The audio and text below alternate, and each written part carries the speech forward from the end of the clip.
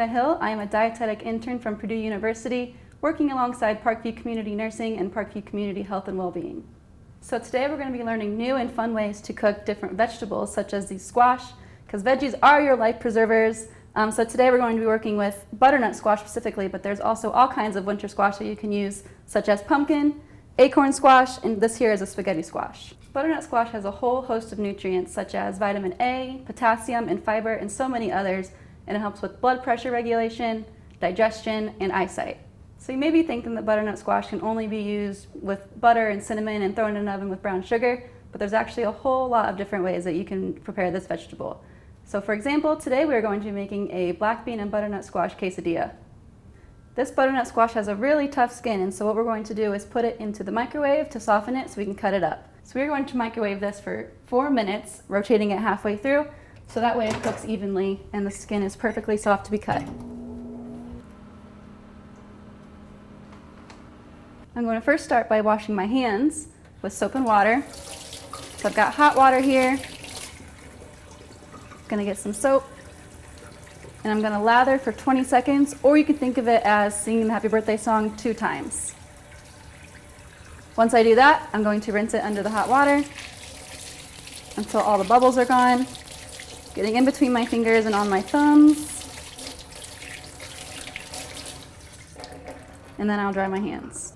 Now that the skin is nice and soft, we are going to cut and dice and de-seed this butternut squash. So you're going to first start by cutting off the ends. We'll cut off that first end, flip it over, cut off the second end. Make sure you have a nice sharp knife for this because otherwise it's a lot more dangerous and you could easily cut yourself. After we cut off the ends, we're going to cut it in half lengthwise, top to bottom. Again, butternut squash is pretty thick, so make sure you have a nice sharp knife. Okay. Once that's done, you can see the seeds on the inside. We're going to scoop those out and put them into this bowl. And you can also roast these seeds in the oven with some olive oil, salt, and pepper. And you can put those on top of soups or salads or eat them by themselves. So the reason we cut off those ends is we had a nice steady surface to work with, so the squash isn't wiggling around too much. And you can see I'm holding it on the top right here so it's nice and steady. Up next, we're going to peel the squash. I have here a paring knife, but you could also use a potato peeler if you have one on hand. You don't really want to eat this outer skin because it's very thick and probably doesn't taste very good. Butternut squash is a very versatile vegetable that you can use in many dishes in replacement of other things. So for an example, you can use it in Latin American dishes in place of the regular carbohydrate you might use, such as rice or beans, or you could add those with it as well. You could also use butternut squash in things like soups or stews, or you could use it to make a pasta sauce. So next we're going to cut this into little strips about this big, about an inch or so.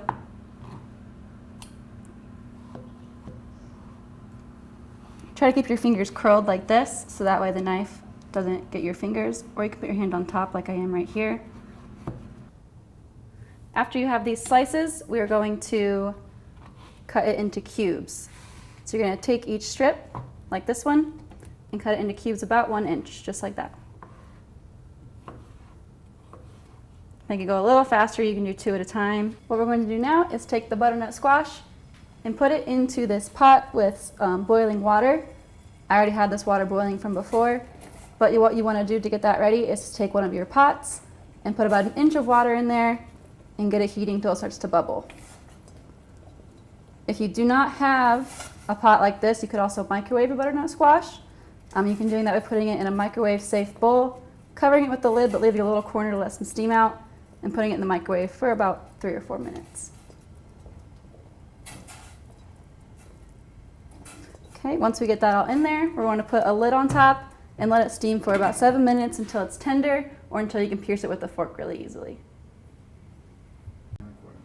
Once this is all done steaming, you can turn off the heat, remove the lid.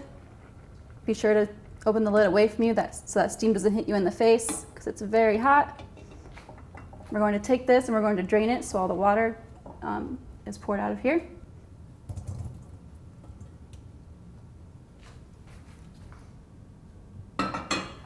And then we're going to transfer the cooked butternut squash back into this bowl so we can assemble the quesadilla.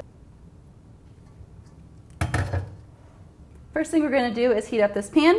We're going to turn it on to a medium heat so as not to burn the quesadillas when we're cooking them. We're going to spray it with nonstick spray so that the quesadillas don't stick.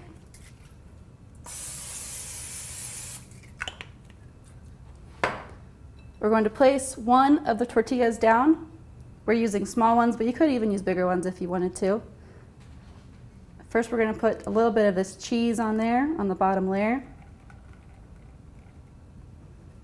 Next, we're going to do black beans. We decided to use low sodium black beans. They often come in a can like this. Most canned items that you're using do have a low or no sodium option, so be sure to look for those to help, especially if you're someone who suffers with blood pressure or other chronic diseases.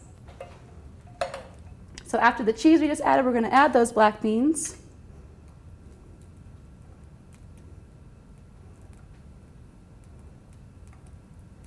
Nice layer of those. And then next, the star of the show, the butternut squash. You can see how vibrant it got after it was cooked. It's a really good idea to get bright colored vegetables like this in your diet on a regular basis because they provide so many amazing health benefits. Okay, after we add the butternut squash, add a little bit more cheese. And then we're going to add some salsa. You can use whatever kind you like, just to give it some flavor. And then we're going to throw on top that last tortilla. And you want it to cook until the cheese is melted and the bottom tortilla is golden brown, and then we're going to flip it, and then it'll be ready to go.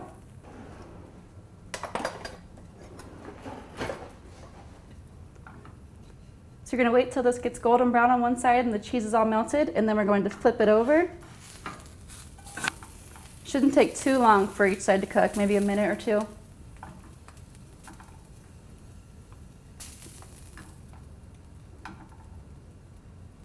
All right, so once that second side is about done, I'm going to turn off this heat.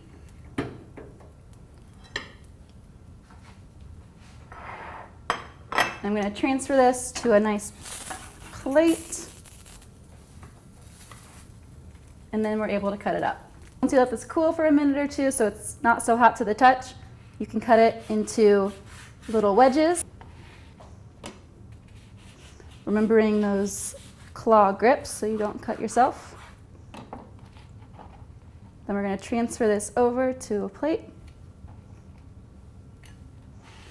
And then we're going to garnish it, and you can garnish it with whatever you would like.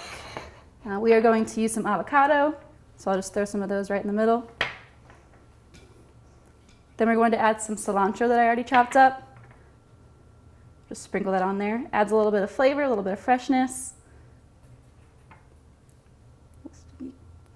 Then we're going to squeeze on some lime juice as well, again, just for a little more flavor. And then you can even add a little bit more salsa if you'd like to. And then you can enjoy.